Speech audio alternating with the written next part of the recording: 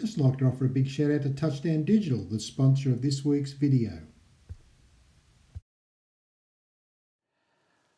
I was first introduced to photography in 1973 when I was just 10 years of age. I was a boy of 10 years of age, and for Christmas I received a camera. It was a 35mm Yashica rangefinder camera, totally manual. No auto here, no program, nothing. It was all manual with a 35mm Zuiko manual lens. Now, I knew what the camera was, but I didn't know how to use it. And most of my friends from school and mates in the street, they received cricket sets, football, soccer balls, scooters, bikes, snorkeling gear, things that kids usually get, but I received a camera. Anyway, for about 2 years, I started photographing everything that moved. But I soon realised that 35mm film was expensive. So I ended up at the age of 12 going to the local paper shop and asking for a job. In those days, there was a paper called the Daily Mirror, which was printed every afternoon. So I would grab the barrow from the newsagents and go around my local street selling the Daily Mirror Monday to Friday in the afternoon between 4 and 5. And on weekends, Saturday morning and Sunday morning, I would deliver and sell the newspapers. I did that for 7 days a week for about 2 years. And with that money, I was able to buy 35mm film. And then at the age of 14, I managed to save enough money to buy some developing equipment and turn the family bathroom into a dark room. I grew up in a little 3-bedroom fibro house in Blacktown in the late 60s, early 70s. A tough area, not much money. We're all poor. And in them days, it was last man standing wins, quite frankly. But for me, photography was something that found me. I didn't find photography. So that's how I was introduced to photography. What was the revelation for me in photography? Well, at the age of 14, I had saved enough money to buy some developing equipment. I think I paid $110 for it at the time. A lot of money in them days. This was 1979. I had enough money to buy that, and I convinced my mother and father, or my mother particularly, would I be able to turn the family bathroom, which we only had one bathroom in this little fibro house in Blacktown, turn it into a dark room. So what I did, I had to wait for everybody to use that bathroom, and here I am at 10, 11 o'clock at night trying to develop photographs, prints from negatives. I had no idea what I was doing. But eventually I got it right. So my revelation for my photography was when I developed that first negative. It appeared in the tray, and I thought, I've created something special here, something special to me. I felt important that I'd created this thing out of this little box that just captures light, which was the camera. Exposure wasn't correct, composition wasn't correct, but I seen it develop in front of me, and it was a revelation for me. And I thought, how good's this? Now, the reason why I thought it was good, I felt secure with developing that image, because I grew up with severe domestic violence in the family house. Many a night I'd retreat to my bedroom and grab my camera and just look through the viewfinder.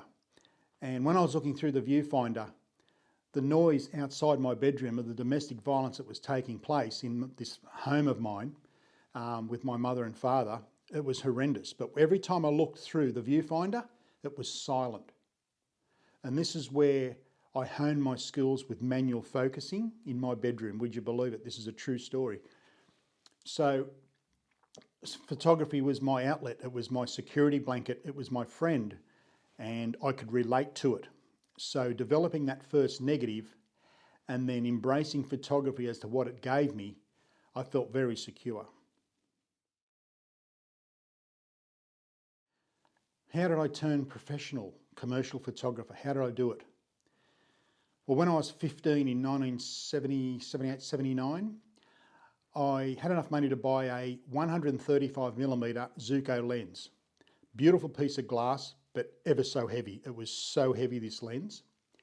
By that time I was using an Olympus OM1N, a great camera from Olympus with the Zuiko 135mm lens.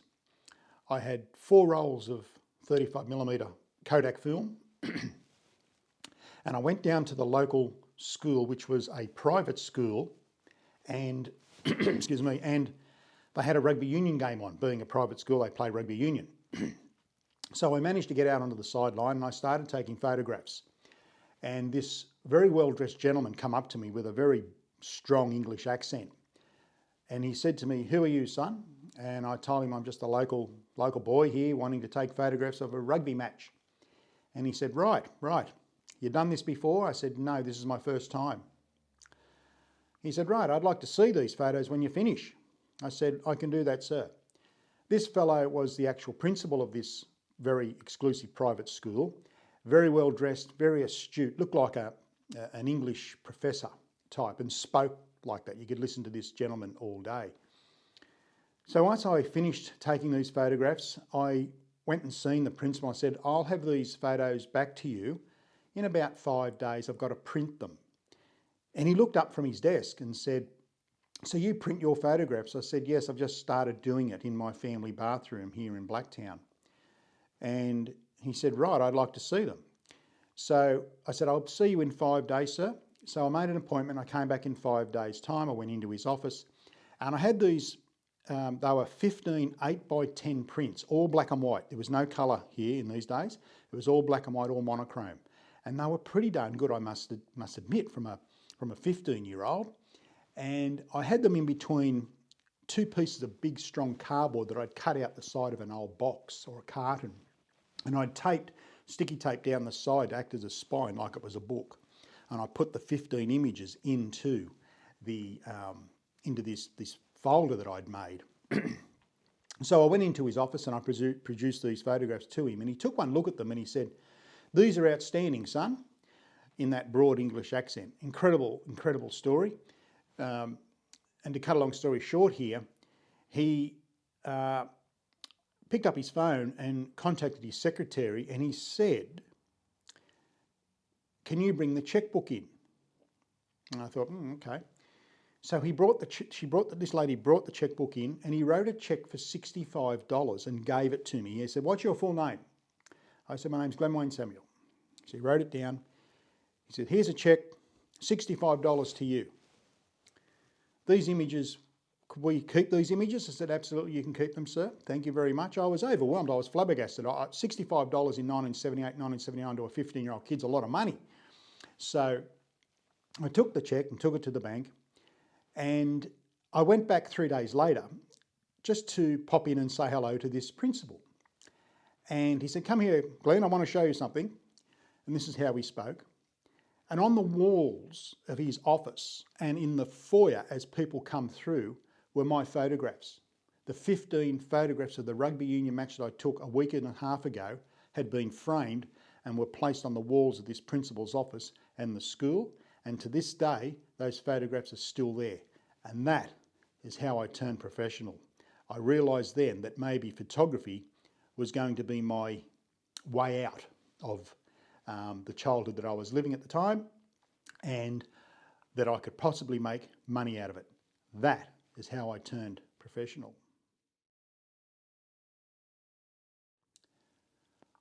What does photography mean to me? Well, photography saved my life. It has taught me patience. It's taught me to appreciate nature. It's taught me how to convey my emotions through my images.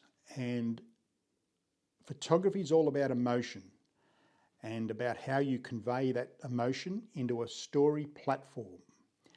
So photography for me is not just getting out there, it's getting out there and experiencing what nature has given us. It'll never ever be taken from you. And if you can construct and build an image that creates emotion and tells a story, well, then you're a successful photographer, because photography is, well, for me personally, is just that: emotion, telling a story, and appreciating what nature has given us to be able to go out and photograph her at the best possible time, in the best possible conditions and light. And that is what photography means to me. It's my saviour. And even to this day, when I look through the viewfinder of my modern day cameras, whether I'm working professionally or privately, I feel at ease.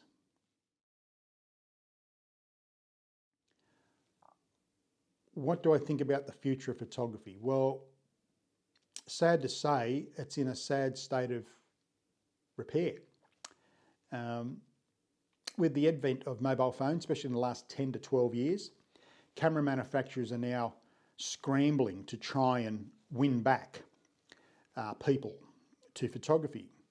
And the manufacturers now have realised that people are over the megapixels count or megapixel war.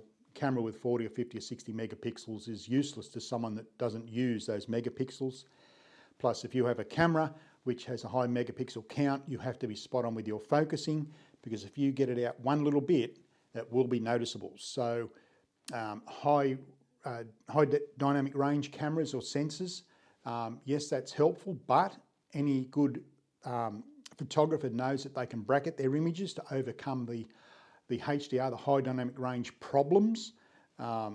You photograph sunsets here in the Blue Mountains, and every photograph that I take here in the Blue Mountains at sunset time, I have to bracket the images because of such high dynamic range. And my Canons have around about 11.4 EV rating. So I can do with the one shot, but to manage the high dynamic range, you don't need to have a camera that has super high dynamic range capabilities. So manufacturers now are putting features into cameras that you'll never use to try and sell them. As I said, mobile phones have done a lot of damage to the bottom end of the market of photography.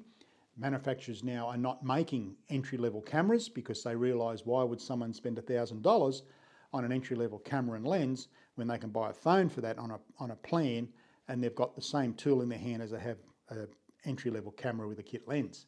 So hence they're not being made or produced anymore. Camera manufacturers now are in a race to try and outdo one another, when in actual fact, the sale of second-hand mirrorless cameras and digital SLRs are surpassing the new models because of cost, and two, the features that are in these newer models, people don't use them. So the state of photography at the moment is really messed up. I suggest if you have an older model camera, I suggest you keep it and put your money into photography education. You can sit here and watch videos like this all day. You could read books on photography. You can watch YouTube videos on photography, Facebook, all the social media platforms on photography. But there's only one real true way of learning photography, and that is grabbing your camera and going outside and doing photography. That's how you learn photography. So what do I think about the future photography? It is looking bleak. There will be still people like I, and maybe you and I, that will have proper cameras, but you go out to any landmark, go to the Opera House this weekend or go to a tourist location and look at how many photographs are being taken with phones. You very rarely see people with proper cameras these days. And this is a problem for camera manufacturers. So if you do have an older camera and an older lens, keep it and keep using it, because what you're buying, what you're upgrading to, probably won't help you in the long run. But the future for photography is pretty bleak, I think, unfortunately. What would I say to somebody that wants to get into photography for the first time? They're upgrading from a phone to a camera. Well, the first thing they need to do is work out what style of photography or what genre of photography they want to be involved in. I often see questions on social media from people that are going into photography, from using a phone to buying a proper camera, that they say, I want a camera and lens that'll help me take sports photos, wedding photos, landscape photos, personal portraits, family portraits, and wildlife, and just general photography. Well, up until about a minute ago, there's been no camera designed to do all that properly. But that's a typical amateur question that gets asked, and I understand that and I get it. One of my jobs here with my personal photography at Sniper Photography, the workshops, is to teach people how to buy a camera properly and how to save money. Now, I suggest to anybody new to photography that's putting their phone away and they want to buy a new camera, don't go out and buy a $6,000 or $7,000 or even a $4,000 camera and lens. What I strongly suggest is to have a look at how much money you've got and halve it. So if you've got $4,000, you've only got $2,000 to spend. The other $2,000, I'd prefer you to put that into photography education, proper education. Now, you can either join a camera club. You don't even have to own a camera to join a camera club. You can go and meet the members, and they're fantastic people. I speak often at camera clubs. You can speak to them, see what gear they use, go out on a photo shoot with them on a weekend, get to use their cameras. They'll let you if you ask them. Because let's face it, when you buy a new car, a brand new car, or even a second-hand car from a dealer, you get the opportunity for a test drive. But when you buy a new camera for between $2,000 and $8,000, there's no test drive. So what are you actually buying? This is a problem for people that are new to photography or getting into photography. And I get it, I understand it. So my suggestion to these people, if you're watching this video now and you've just finished putting away your phone and you want to buy a new camera, is whatever budget you've got, halve it. There's nothing wrong with buying good second-hand equipment, because there's plenty of people out there that sell good quality second-hand cameras thinking if they buy a new camera or a newer model, their photography will improve. That is a huge mistake. But you as a consumer can get really good bargains with cameras that are hardly being used second-hand, and they're as good as the current models. So I do strongly suggest to people, if you're finished taking photos with your phone, you want to buy a new camera, look at the second-hand market, either mirrorless or digital SLR. You can buy good second-hand full-frame cameras, but I strongly suggest, if you're new to this, try and buy either a new crop sensor body and kit lens if you can find one, or a good second-hand crop sensor body and kit lens. That's all you need. One camera body, one lens. But I don't want you to go out and spend $5,000 and $6,000 and $7,000. That's just economic suicide by doing that. Until you're really into your photography and you know exactly what you want to photograph, buy a good second-hand outfit. Don't buy a tripod, because I know what you'll think. I know what you're thinking. I've got $100 left, I'll buy a tripod. Don't buy a tripod at all. Just buy the camera, the lens, and maybe a bag, and that's it. Okay? Don't be fooled by salespeople in these camera stores, because when you go into a camera store and you see all these shiny glass cabinets with cameras, the distributor and the manufacturer offer rebates back to the camera store. So if you walk in and you say, this much to spend, I'm going to do this, going to do that, the salespeople are engineered and they're educated to go towards the brand that is going to give them the most bang for their dollar. In other words, the best profit margin, because they're getting a kickback from the manufacturer and importer, because camera stores make their money in the back door, not the front. So I strongly suggest probably buy good secondhand from either a camera club or somewhere that sells secondhand cameras. There are dealers here that in Australia and in New South Wales there is anyway that do sell good secondhand quality with cameras with warranties. So, but the rest of the money you've got, I prefer you to put that, or I'd like to see you put that into photography education. Go out and join a workshop. Go out and go to a photography club and ask questions before you buy that camera, whether it's new or secondhand. You're actually giving yourself the chance to test drive various cameras if you put yourself in the right feel, the right atmosphere, such as a camera club, a workshop, or someone that you know that's into photography. Go and have a look at their camera, feel it, pick it up.